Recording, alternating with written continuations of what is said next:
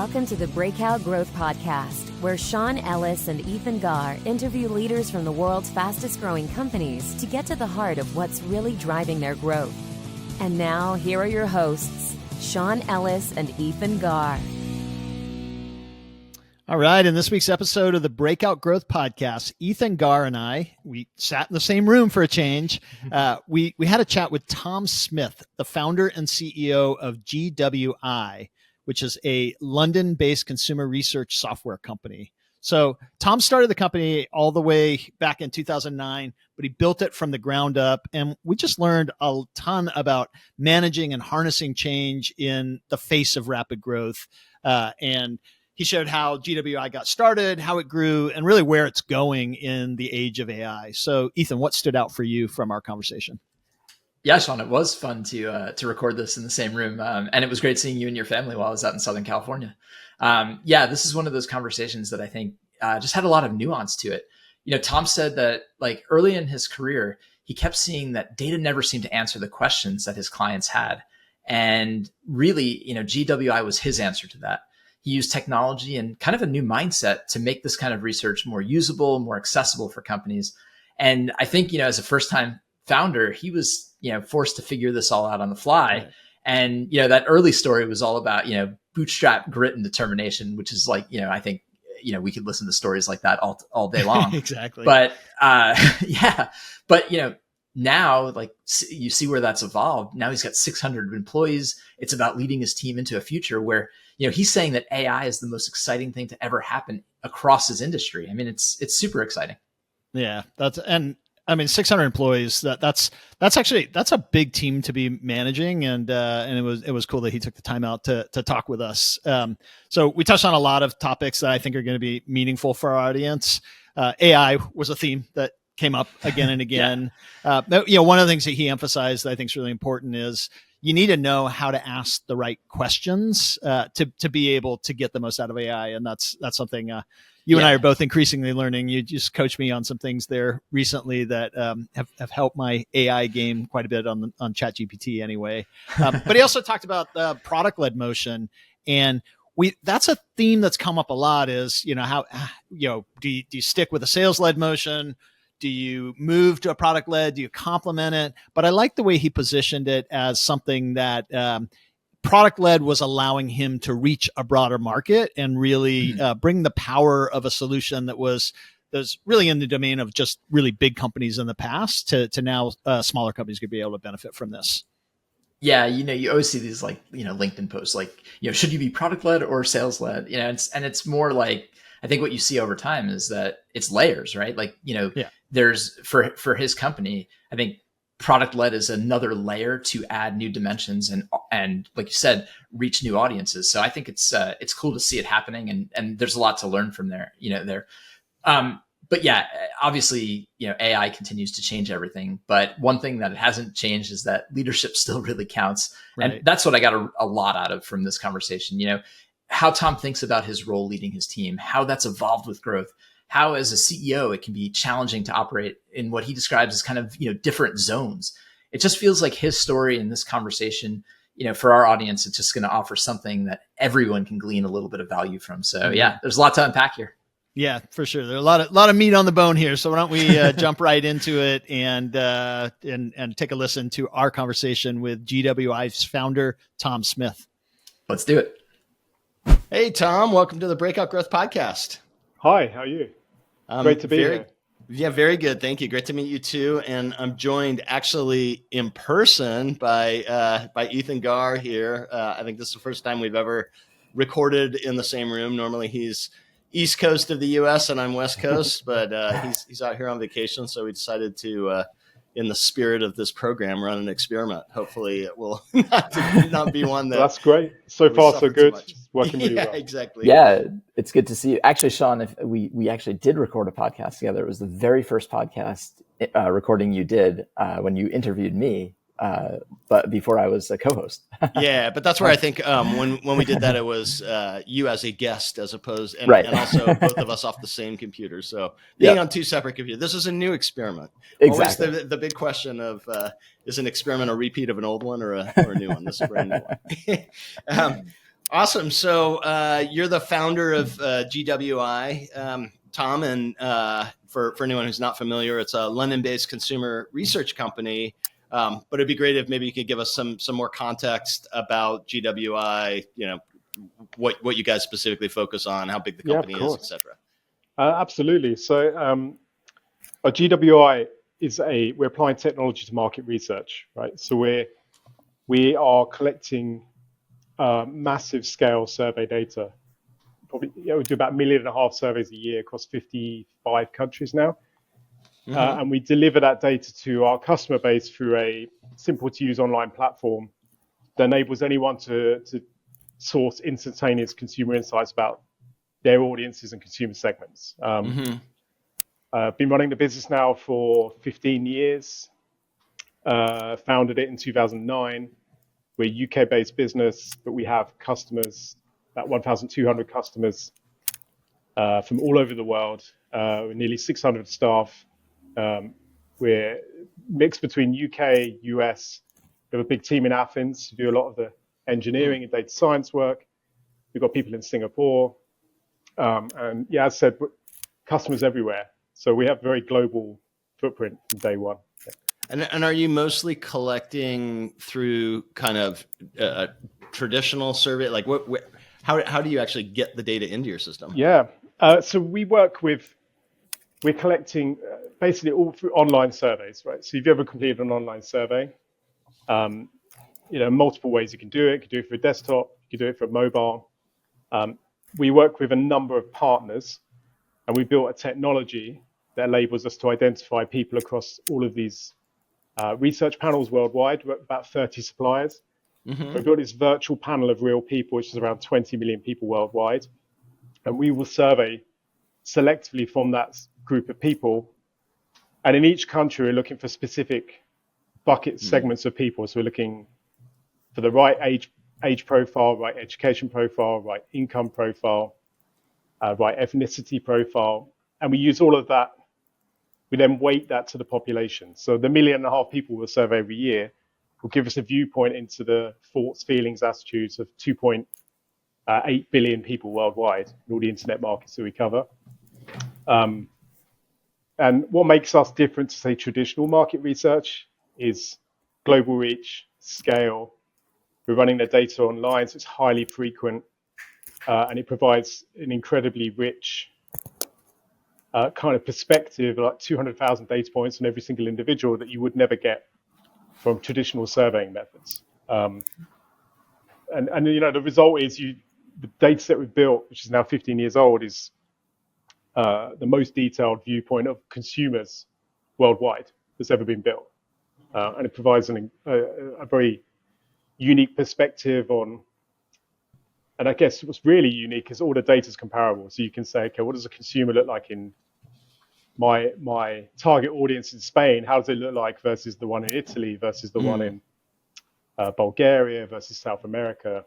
And that global perspective is increasingly important and increasingly what companies need. So. Pretty cool. So can you tell us a little bit about the backstory? How did this all come about? I think you founded the company in 2009. Can you tell us a little bit about how you got from there to here? Yeah, it's been a long. How long do you have? I mean, it's been a long journey. So yeah, I was never. It's first time founder. Founded. I'm on sole founder. Didn't work with anyone else. I previously worked in advertising. I was a market researcher by trade. And my job was to work with all of the industry research products that existed. And they were used by marketers and advertisers to help understand who their target audience was, to build a better understanding of those audiences, and to use the data to build media and marketing plans. And I worked for a very large agency. It was very sophisticated and had every single data product you could possibly buy, and spent millions of dollars a year on buying data. The problem was none of them answered the questions that clients had. So at the time, I was lucky enough to be working through the 2000s there, and social media was transforming advertising and marketing generally. And all the clients wanted to know about Facebook, Twitter, YouTube. How do I employ these new ways of consuming, of connecting with consumers they're going to be, can see how important they are to consumer behavior and how to find out about information. But it's very hard to put marketing resource there if there's no industry data to support that. So, all the stuff that I was using was still being collected in paper-based surveys, offline. It was all about TV and radio and print, and they were very slow-moving products. We asked for MySpace to be added, and they said, it will take 2 years basically to get the data back. By that point, MySpace has blown up and didn't exist. Something else new, right? So it's kind of crazy that all these billions of dollars of advertising spend are being allocated with no up-to-date data. So it's like, okay, how do we solve that problem? I started running research in that role to really understand consumer usage of social media. It's fairly rudimentary, but it did kind of filled a bit of a knowledge gap. Ran that for a couple of years. I realized it could be a product. So I left to build this market research product. And the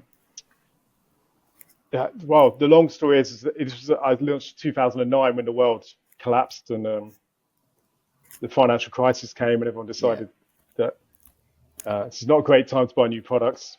So it took a very long time to get first customer, but it took me a year of knocking on doors and pitching my PowerPoint presentation.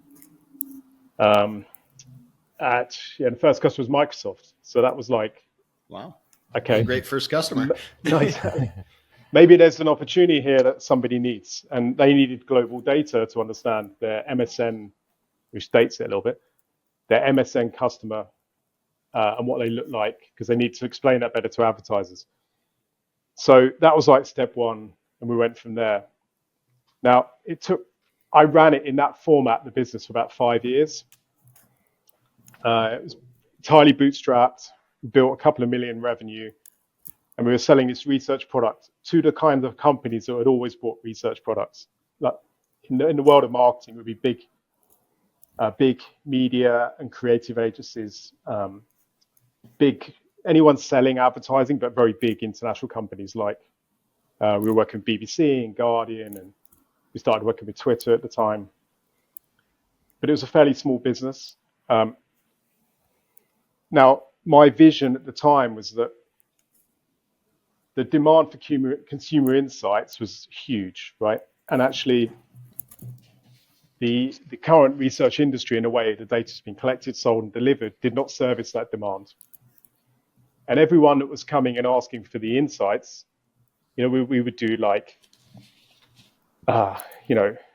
insight downloads and infographics and podcasts and webinars, and all the people that sign up were never market researchers. They were business owners, salespeople, marketers, people who are working in HR, product. I mean, any kind of professional you can imagine, not market researchers, very rarely.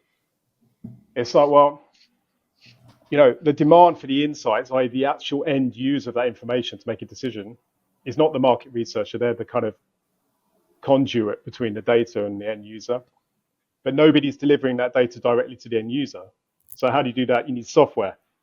So we need to build a simple software solution that anyone can use in a consumerized format. So that's what we did. We built software around the data. It was about 5 years in, and it transformed the business from kind of small addressable market, kind of interesting, but not really growing that fast, to something that really, really scaled. Mm-hmm. And it shows the difference that, how important it is to distribute your data to the right people in the right format, and the importance of software to distribute. Mm-hmm. And it completely transformed the customer base from being predominantly researchers to being, now it's like 85% of our user base are not in a market research role. They're it could be in any other role: sales, marketing, business owner, C-suite, really broad. So that transformed the business. And then also the nature of the types of companies buying the product transformed from being just big, large enterprises with the resource and the headcount and the people to work with data, to basically any kind of company. And now we work with about 1,200 customers, from the biggest companies in the world down to like very small SMEs and people with 3 or 4 people in the business. And we built a much more global footprint in customers. We now have customers over 50 countries. So by putting the data into software and making the experience simple, you're able to open up this big addressable market. And that's really what we were working on now for the last sort of 9-10 years, is scaling through that software.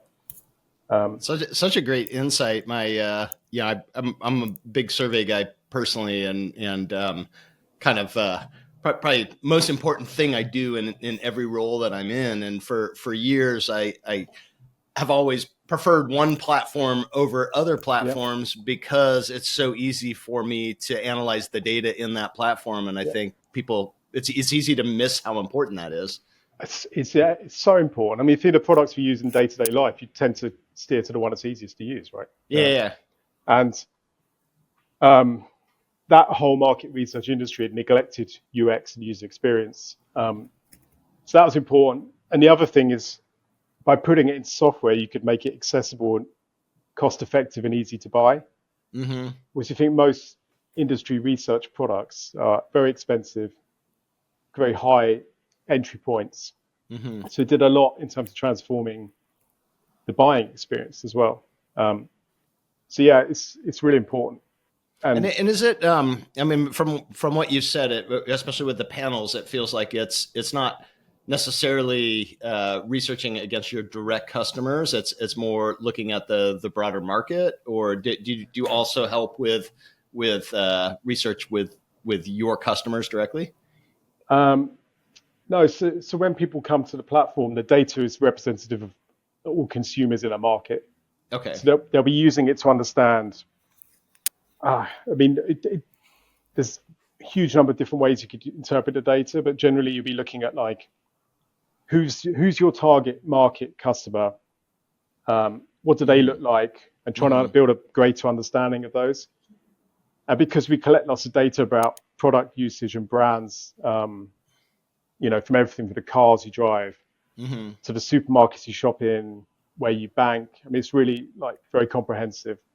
Can you describe maybe an example of how a customer might how a customer uses this research in the real world, like today? Like, what is a really good example of how people are getting value from the platform? Yeah, sure. So I can give you, I'll pick 3 examples because they're different segments. So we work with the whole advertising industry. So any publisher who's looking to sell ads on their platform, they need to use independent third-party data to validate their audience, right? So we work with TikTok, Snap, 2 examples.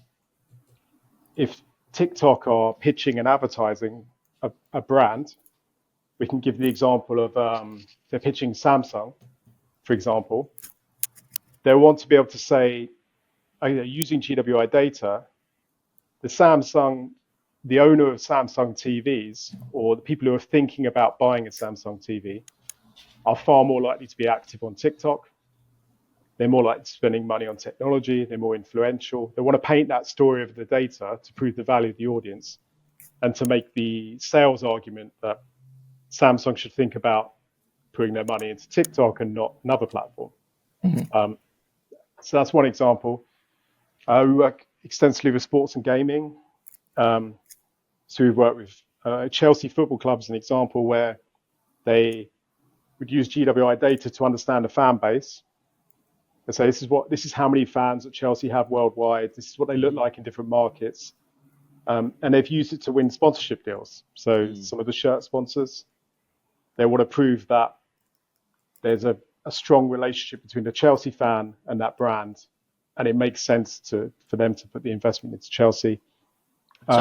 Just on that one real fast, in that case, would they be bringing you a list of people they want to survey, or would you be generally finding the Chelsea fans from among the general populations in those countries? Yeah, the latter, right? So okay, yeah.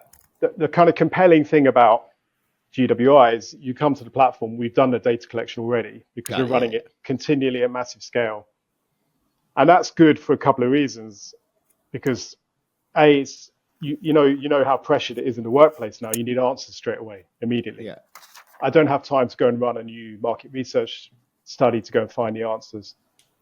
I rarely have time to do the desktop research to go and find it. But if you can come into GWI, I'd say for 95% of use cases, the data is already there. We've collected enough data that you can answer that question and build that insight on demand.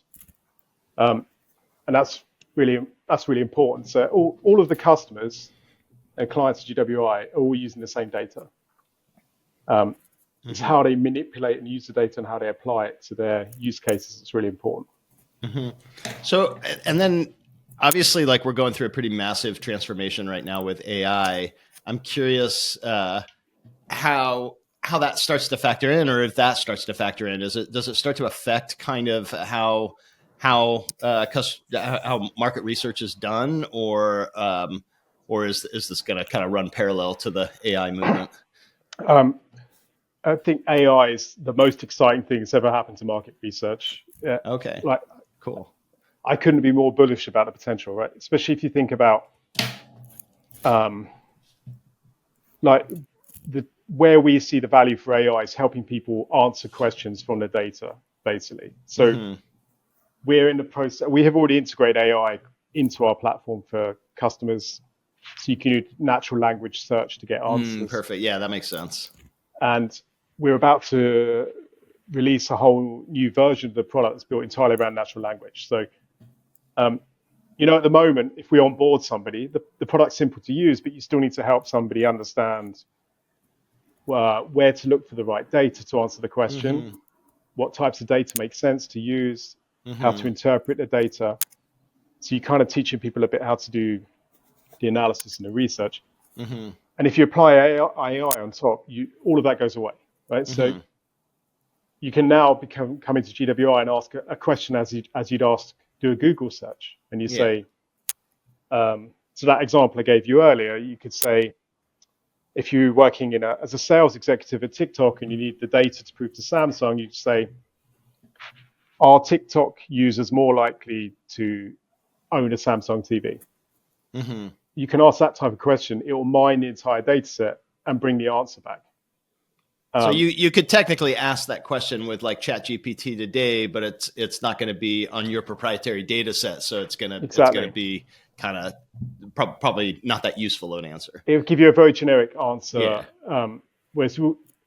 But I actually think the power of AI combined with proprietary data, that's very well structured and kind of walled garden is super powerful, because the answers the answers are really specific as well. So you don't get the same kind of generalizations, hallucinations. You can believe in the answers more if you believe in the underlying data.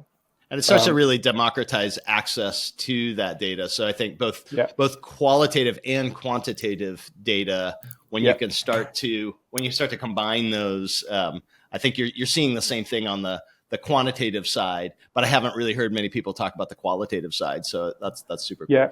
Oh, I mean, well, actually, because all our data is underneath ones and zeros, it's all quantitative data. But the API and I mean more quantitative, like actual behavior data inside your product. Yeah. No, I understand.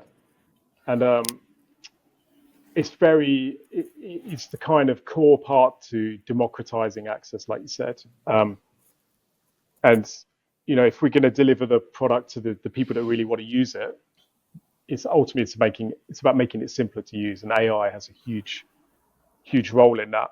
And it's really exciting. I think there's some other things further down. I mean, other things that we're bringing in as well is being able to build visualizations through prompts. I was going to ask, can you do that visualization through the AI? Like create a slide that looks like, that highlights this or something?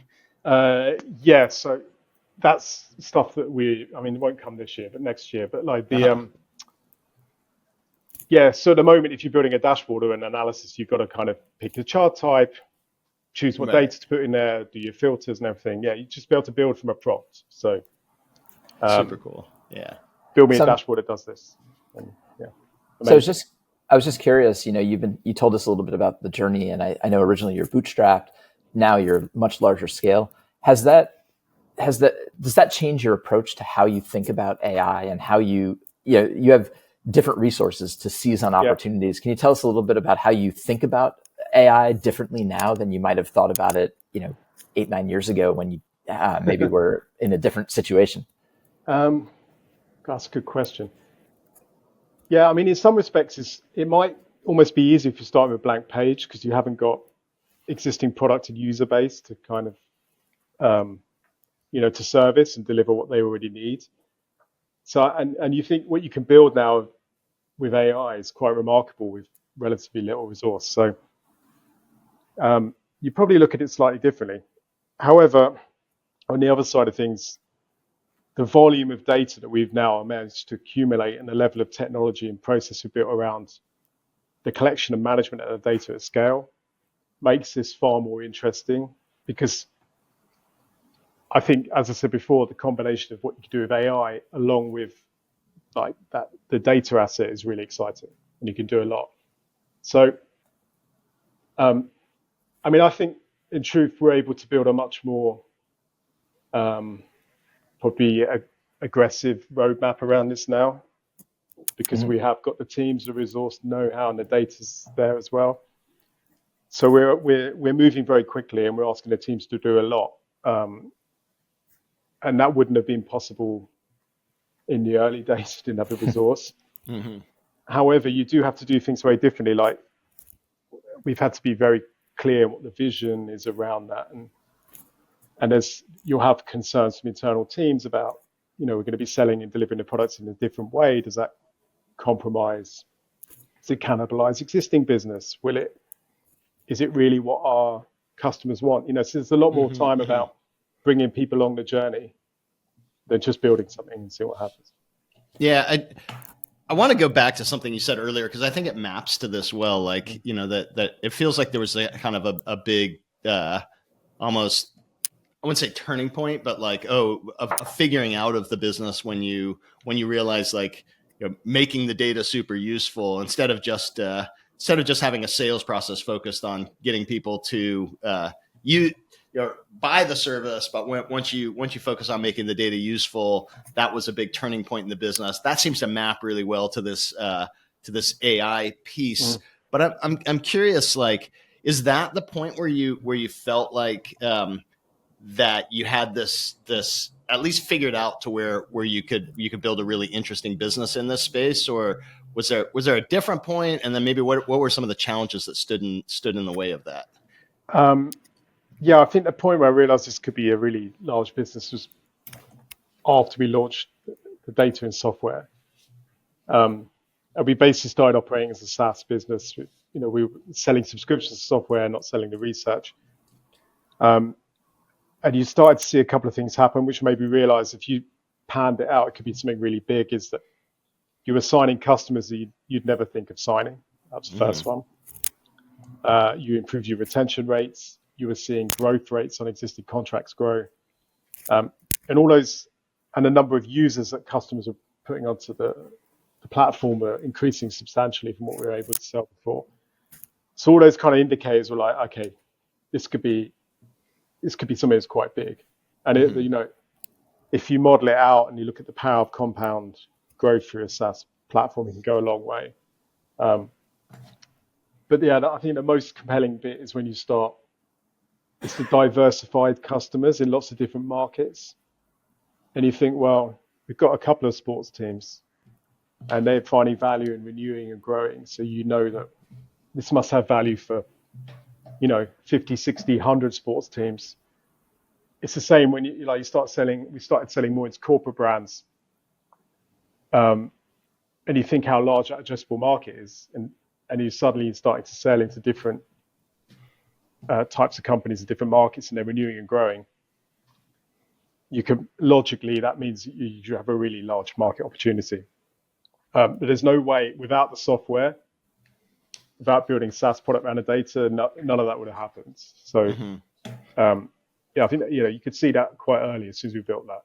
It's interesting. Yeah. And where do you kind of sit inside the stack of customer research? Because obviously kind of external market research is part of the equation, and then part of it is also how do I find my most passionate existing customers. Sometimes you can find that through the external, but a lot of times you already have your own lists. Is that different products?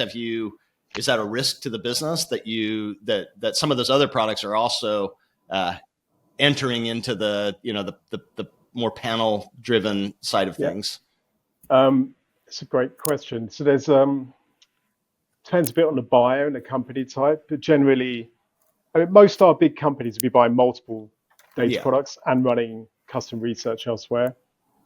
Quite a lot of them run custom research with us, and we can like fuse the data together. So it depends. It's situationally a bit specific. Okay.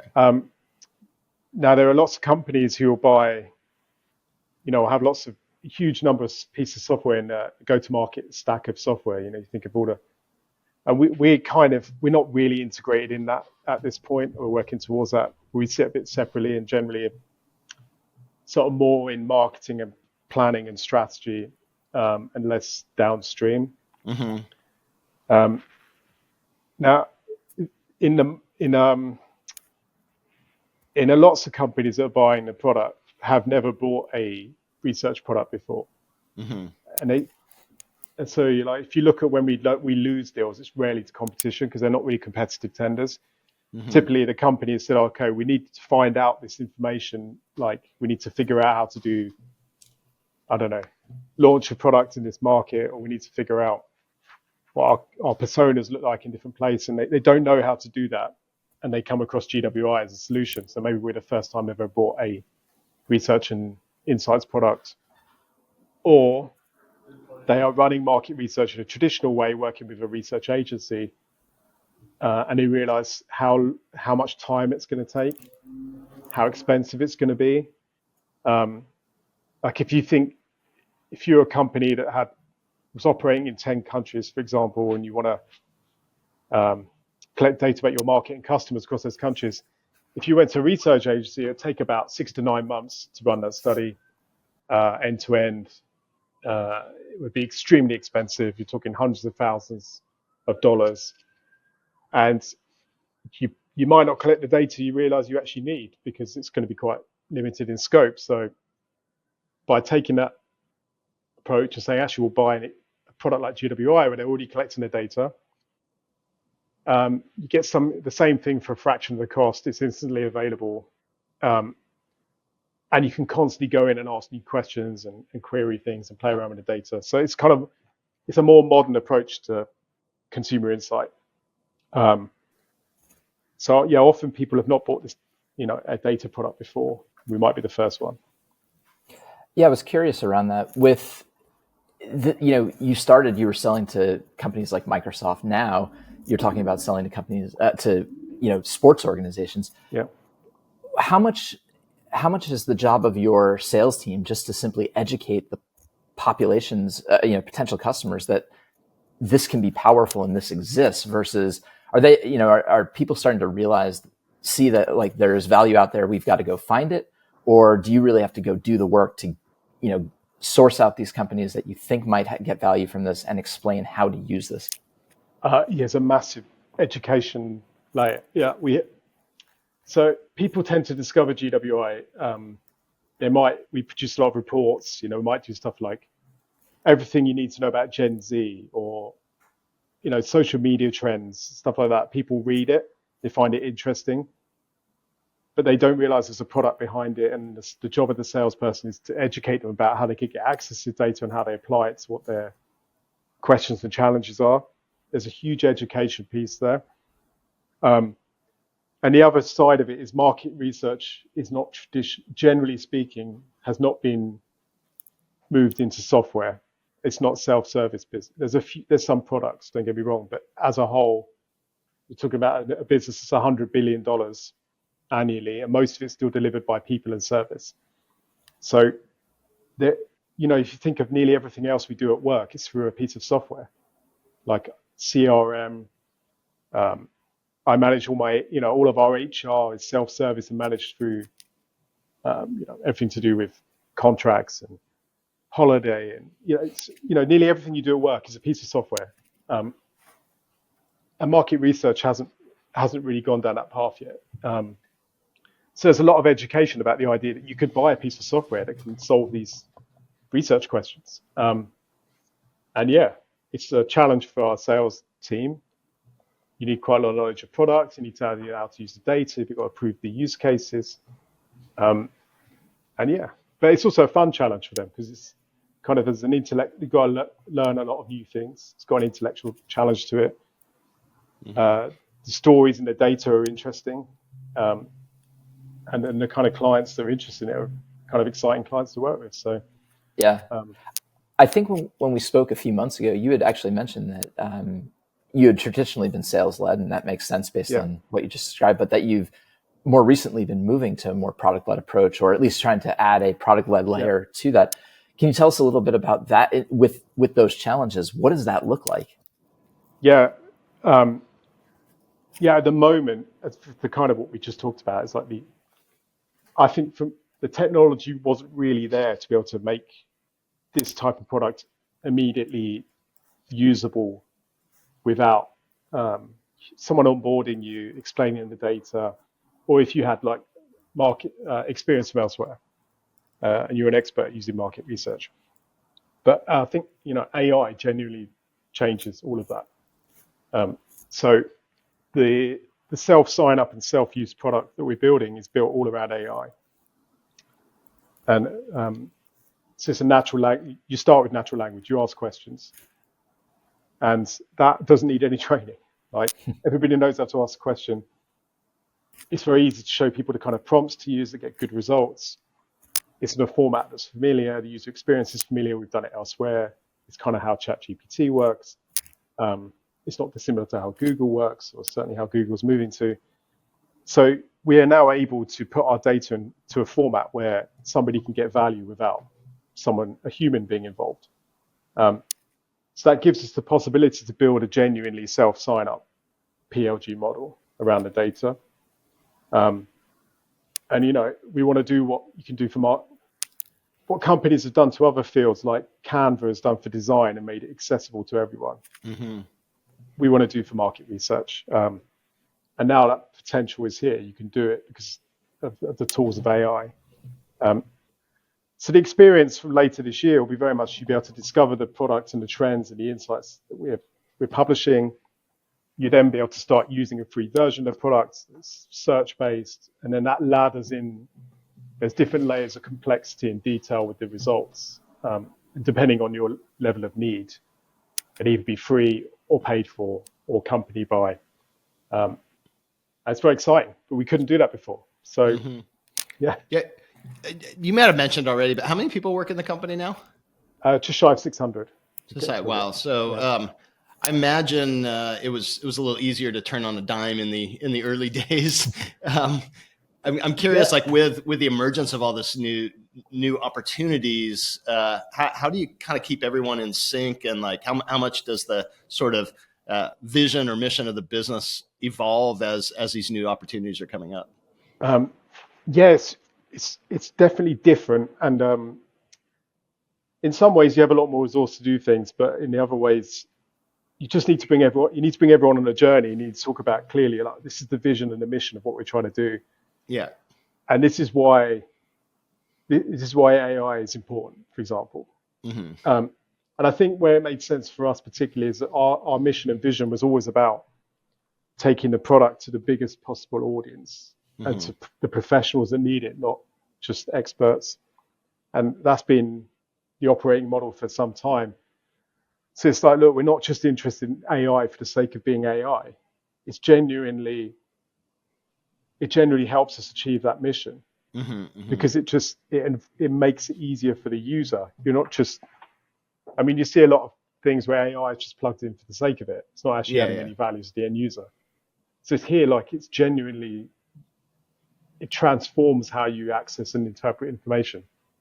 So I think that was pretty well understood, and we could quickly convey that. But it does require, you spend a lot of time, telling the story to the company, town halls, internal, presentations, team presentations, Q&A sessions. Yeah, you have to do a lot of work to. Messaging takes a long time to land. And to get everyone in sync. Yeah. I think it's the focus on having it be useful, because for me, the years I've spent in Silicon Valley, like it's so, I think my ability to help grow Silicon Valley companies is based on my own skepticism for things that sound cool but don't seem particularly useful, and so I feel like I'm always kind of doing that translation layer there. But when I look at the impact of ChatGPT, for example, cross-generationally, like the way my kids are using it, the way I'm using it, I'm finding I spend more time in ChatGPT now than definitely any other app or website. But knowing that, my daughter, who I spent a lot of time with over the last month, she is spending equally as much time, and obviously using it in probably different ways. But it just shows like it's a massive impact generationally, where it means that there's a behavior change and expectation changes that are happening across the general population. That now it's not just and then expectations are going to be for something like this. Yeah, absolutely. I mean, that's also part of the story. Not you should have to make the argument, but if you're talking to people internally, it's like, why does the product have to evolve? Because consumer expectations will shift completely. And actually, that's why one reason we had to put data into software before is because that was the expectation. That's how people want product to be delivered. The next phase will be the expectation will be, aligned with ChatGPT and AI and how it works. Yeah, I watched the movie BlackBerry last night. I don't know if you've seen that movie. I've seen it. It's great. Yeah. I mean, but I think it's just such a good a demonstration of this. Is that just like essentially BlackBerry was on fire, but as soon as that iPhone came out, people's expectations changed. It was their needs didn't change, but their realization of the possibilities changed, and that's why you can't. That's why you have to keep evolving. 100%. Yeah, no, I thought that was really fascinating. And then they tried to catch up when they realized that they did need a screen on the device, and it was too late, right? So you've got to stay ahead all the time. You've got to have the foresight of where things are going. But I actually think that's the hard thing about being a CEO of a scale-up company is the things that you want, and the things that you need to deliver are you're always operating kind of a couple of years in front of where. Right. It takes people out of their comfort zone, and they don't like that. It just takes time to build and deliver. Yeah. So then you've got, and then when they actually build the stuff that you're talking about, then you're like start thinking about what's next. So you never actually get to what you want. Yeah. So you have to mediate those and kind of stay grounded to where you are now. But, Sorry, I was muted there. Do you feel like things are moving at such a fast pace right now that you have to approach just the management of this very differently? In that, AI is changing things so quickly that it's very hard to like. I'm guessing there was a time like in the early days when you're bootstrapped where how far ahead you were looking was very short, and as you started to go to scale, you start looking farther out. But now, because things are moving so quickly, do you have to like sort of shrink the outlook because that change is going to happen so quickly in the shorter horizon? Yeah. But the interesting thing about your bootstraps is you're only worried about where the next sale comes from, or where the next invoice is getting paid. So you can't really lift up your, if you're going to build some really interesting technology, I think it's very hard to do bootstrapped for that reason. Mm-hmm. So you can't really look long term. You can only look like you don't know if you could genuinely fund it in 3 to 6 months' time. So it's very difficult to build those big pieces. I mean, we've had to retool and re-engineer the business and how it's operating to move much quicker. We've reorganized product teams around new types of products. We introduced new ways of working that bring in our go-to-market teams and legal and finance working in pods with the product team, which I know many companies do, but we hadn't been doing, and that really helps drive alignment, which seems to be the most important thing to move quickly. So everyone on the same page. So we've had to work really hard on that and ways of working. So it's kind of all those operational elements around, like everyone has the capability to build what you need to build, but if you don't have everyone operating in the right way, with the right ways of working, on the right alignment, it's just going to take too long. Mm-hmm. And we set some pretty aggressive timelines about new products, monetization of new products. We've got a very aggressive, fast-paced roadmap at this point, which is exciting. And yeah, but yeah, it's quite difficult to get that kind of momentum going when you've got a lot of people, because you need to get everyone on the same page. Yeah, and I can imagine too that you can't continue to grow at any kind of meaningful rate when it's just chasing that next sale like it was in those early days. So I'm sure your perception of growth has changed a lot during that time. So one of the questions we love to wrap up with is just like what you feel like you understand about growth today that you might not have understood a couple of years ago. Any thoughts on that? Ooh, that's a good question. I think, I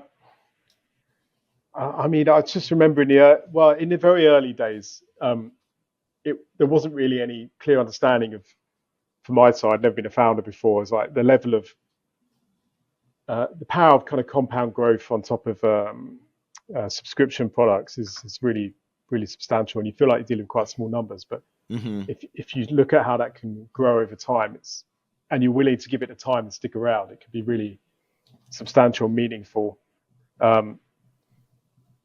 Yeah, so you got to take a pretty long-term perspective, and but internally become a lot more sophisticated about thinking about where growth's going to come from, which segments to focus on, what kind of product mix is going to drive the next scale of growth. So we've put a lot more time into that kind of modeling, and without that understanding, it's difficult to justify some of the changes and work you're doing now. But again, we're now moving to a more PLG model. We have to refactor how we think about growth modeling, from think about we're selling to X number of companies and this many sales reps who can sell this much quotes in this many companies, and so how many people are signing up this month, and that's going to translate into this many buyers, this many people translate to company buy. So it's a whole different way of running an engine and operating a business, which is a whole nother learning curve that never been through before. So. Where do you get that learning from? And have you found good inspiration and any sources for that? Actually, the board have been fantastic. We have a great board, and they work with a lot of PLG-led companies, and they put you in touch with people who've been through this like transition before. That's great. I mean, you can find amazing information, podcasts and online, and in terms of companies being successful. I mean, I like to look at peer companies, particularly. This sounds a bit nerdy, but looking at like public companies, because the amount of information around public companies is huge, right? Yeah. So look at their, and I love studying the earnings reports on public companies. I do. There's so many learnings in those things. Yeah, and most people because they're all showing the roadmap of how they're going to hit their numbers the next quarter, and 100%. Yeah, I know. So there's a lot in there. If you look at peer group companies that are probably like 5, 7, 8 years down the line, they're all the things that you want to do. Like it's a playbook that somebody else has done. So the learnings in there are really substantial. And obviously we've hired people from companies that have done made these kind of shifts before, and the beauty of having 600 people on the team is that someone's done it before somewhere. Any knowledge gap, you could bring that skill in, hopefully. But it is an eye-opener that, I mean, I think you never stop finding something new that you don't know about, that you've got to figure out and learn. But that's what keeps it interesting. That's all. Well, Ethan, I have some key takeaways, but I'll let you go first if you've got any takeaways that you want to share. Yeah, I just, I don't think anybody will be surprised that, a big part of this conversation was AI and what the impact is. But it was really interesting to hear you say that, you think AI is the most exciting thing that's happened in market research. I think, I can't remember in at least the last 10, 15 years you said.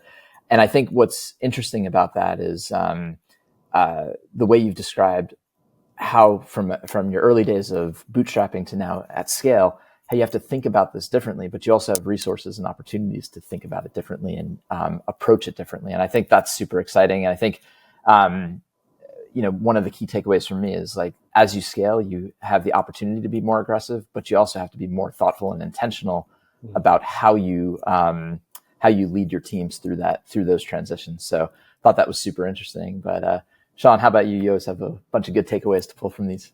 Well, you got most of the good ones. But I have one additional one that I just kind of heard as a theme that carried through, which is Tom's focus on value. I heard it a couple of times, making the data super accessible to the team was how they got a lot more value, to the team of the client is how they got a lot more value from the product. But even as you started that discussion about AI, you were like, but we need to make sure we're not just going after AI for the sake of like what's new and cool, but how can we bring more value to the customers as we add in that AI? So I think having that theme throughout those that ultimately you can't build a big sustainable business long term without pretty intense focus on how do customers get value from our products and services. So it's good that you haven't lost sight of that as you make that turn toward AI. It's easy to get.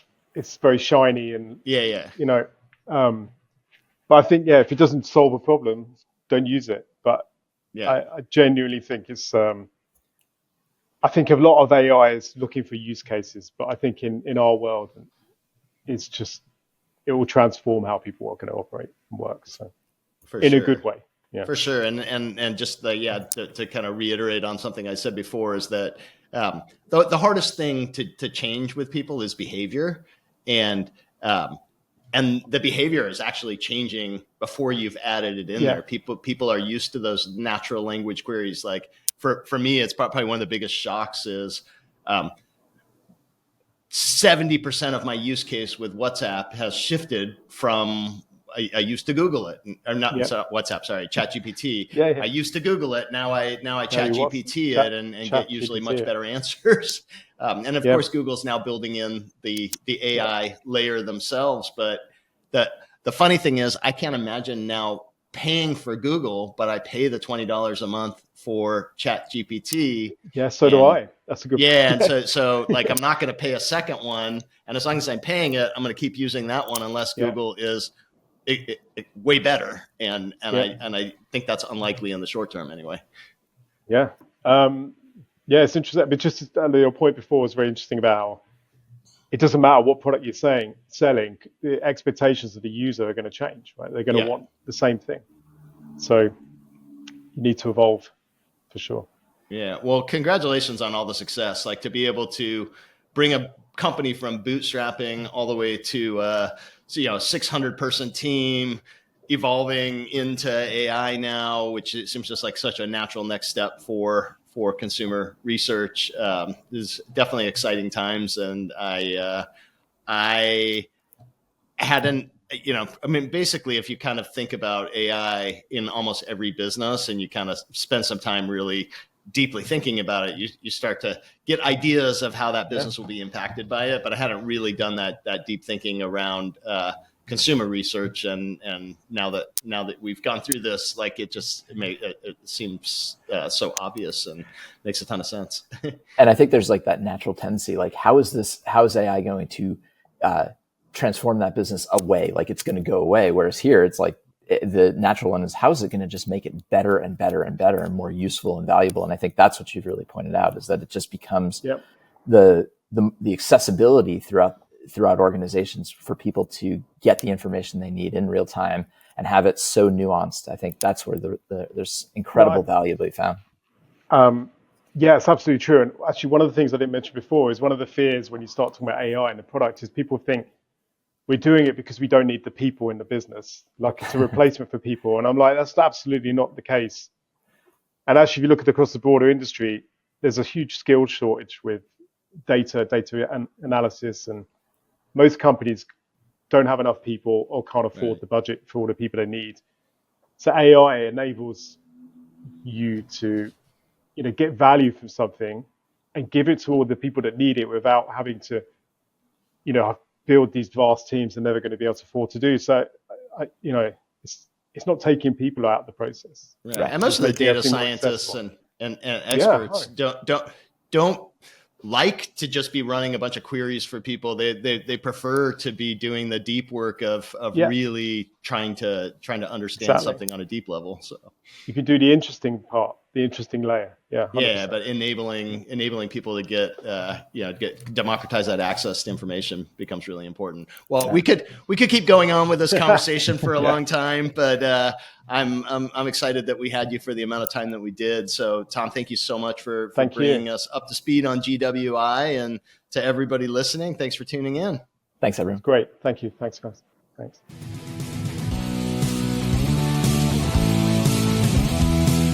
Thanks for listening to the Breakout Growth Podcast. Please take a moment to leave us a review on your favorite podcast platform.